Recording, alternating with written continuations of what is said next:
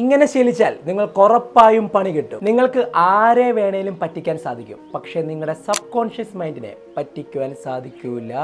Goal set ചെയ്ത് ഇടയ്ക്ക് വെച്ച് ഉഴപ്പുന്നവരാണ് ഈ പറയുന്നത് കേട്ടോ. നമ്മുടെ ഡിസ്ട്രാക്ഷൻസ് ടു ഡിസിപ്ലിൻ സീരീസിലെ തുടക്കത്തിൽ വലിയ ആവേശം കാണിച്ച് ഇടയ്ക്ക് ഉഴപ്പുന്നവർ പ്രത്യേകം ശ്രദ്ധിച്ചോണം. ഗോൾഡൻ എവറിൽ, അതായത് ഉറങ്ങുന്നതിന് മുമ്പുള്ള 1 മണിക്കൂർ സ്മാർട്ട് ഫോൺ ഉപയോഗിക്കില്ല എന്ന് തീരുമാനിക്കുന്നു. 10 മിനിറ്റ് ബുക്ക് വായിച്ചിട്ടേ ഉറങ്ങുകയുള്ളൂ എന്ന് ശീലിക്കുന്നു. ഇത് 1-2 ദിവസങ്ങൾ ചെയ്തിട്ട് ഒരു ദിവസം അങ്ങ് സ്കിപ്പ് ചെയ്താൽ പിറ്റേ ദിവസം രാവിലെ എഴുന്നേൽക്കുമ്പോൾ നിങ്ങളൊരു കുറ്റബോധത്തോടു കൂടിയായിരിക്കും എഴുന്നേൽക്കുന്നത്. നിങ്ങളുടെ സബ് കോൺഷ്യസ് മൈൻഡ് തന്നെ നിങ്ങളോട് ചോദിക്കും, എടാ ഇന്നലെ 10 മിനിറ്റ് വായിക്കാമായിരുന്ന ആ ഒരു കാര്യം നീ സ്കിപ്പ് ചെയ്തു, ആവശ്യമില്ലാതെ ഫോണുമായിട്ടിരിക്കുകയും ചെയ്തു. ഈ 10 മിനിറ്റ് ബുക്ക് വായിക്കാൻ പറ്റാത്ത നീയാണോ ഈ കോടികളുടെ ബിസിനസ് ടാർഗറ്റ് ചെയ്യുന്നത്? ഇത്രയും ടഫായിട്ടൊരു എക്സാം എഴുതിയിട്ട് ക്വാളിഫൈ ചെയ്യണമെന്നും ജോലി ചെയ്യണമെന്നും ആഗ്രഹിക്കുന്നത് നിന്നെ കൊണ്ടൊന്നും കൂട്ടിയാൽ കൂടില്ല എന്ന് നിങ്ങളുടെ സബ് കോൺഷ്യസ് നിങ്ങളോട് പറയും. നിങ്ങൾക്ക് ആരെ വേണമെങ്കിലും പറ്റിക്കാം, നിങ്ങളുടെ സബ് കോൺഷ്യസ് മൈൻഡിനെ പറ്റിക്കാൻ സാധിക്കില്ല. അതേ സമയത്ത് ഇങ്ങനെ ഒന്ന് ആലോചിച്ച് നോക്കി, നിങ്ങൾ വളരെ ടയേർഡായിരുന്നു, എന്നാൽ പോലും 2 മിനിറ്റ് സമയമെടുത്ത് നിങ്ങൾ ബുക്ക് വായിച്ചു. അങ്ങനെ വായിച്ചു കഴിഞ്ഞാൽ സബ് കോൺഷ്യസ് ചിന്തിക്കും, എടാ ഇത്രയും ടയേർഡായിട്ട് കൂടെ നീ ആ ബുക്ക് വായിക്കാനായിട്ട് സമയം കണ്ടെത്തി,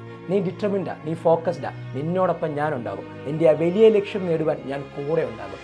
ഈ ഒരു ശീലമാണ് നമ്മൾ ഉണ്ടാക്കിയെടുക്കേണ്ടത്. ആശയം മനസ്സിലായവർ സബ് കോൺഷ്യസ് മൈൻഡ് ഒന്ന് കമന്റ് ചെയ്തോളൂ. സ്വപ്നങ്ങൾ സെറ്റ് ചെയ്തിട്ട് ഇടയ്ക്ക് വെച്ചത് സ്കിപ്പ് ചെയ്യുന്ന നിങ്ങളുടെ സുഹൃത്തുക്കളിൽ നിന്ന് അയച്ചു കൊടുത്തോ. ഇൻസ്പയർ വിത്ത് അനീഷ് മോഹൻ.